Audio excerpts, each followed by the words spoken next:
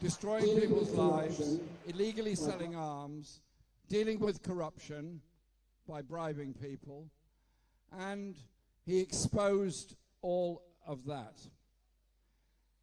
He was then threatened with a legal action from the United States under the Espionage Act and has fought that case ever since.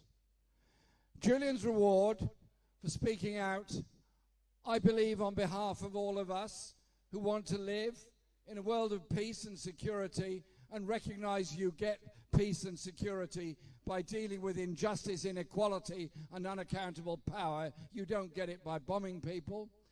He has done so much to point that way to a more open and free world.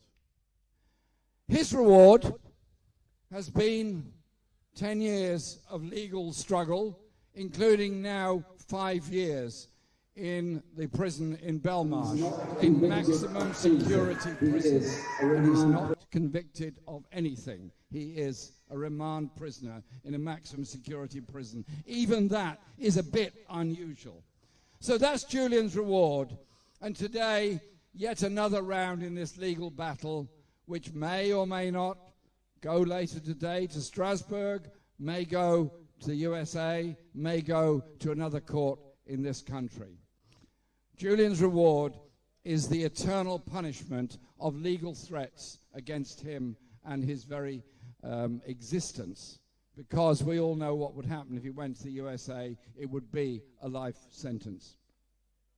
However, those people that ordered the bombings in Afghanistan, that took us into that war, that ordered the bombing in Abu Ghraib, that ordered the destruction of so much civilian life, and those corporate criminals that have destroyed so much of the lives of the poorest people in the poorest parts of the world. Their rewards are honors, their rewards are money, their rewards are positions, their rewards are their virtues being extolled in the world's media.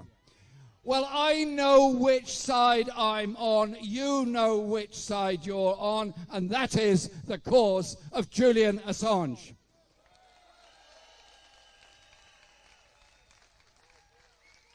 And if Julian goes down for this, if he goes down for this, every journalist everywhere around the world will be reluctant to expose a truth they know they have a moral responsibility to expose.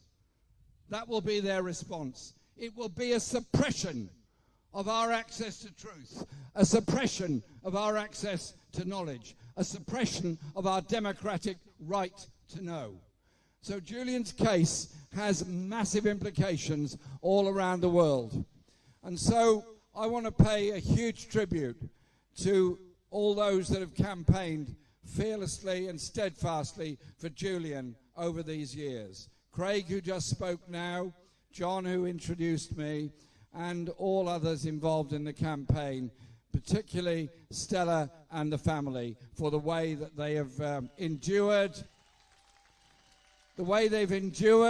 and their moral leadership in this huge issue. They deserve our love, our affection, our solidarity, and our support.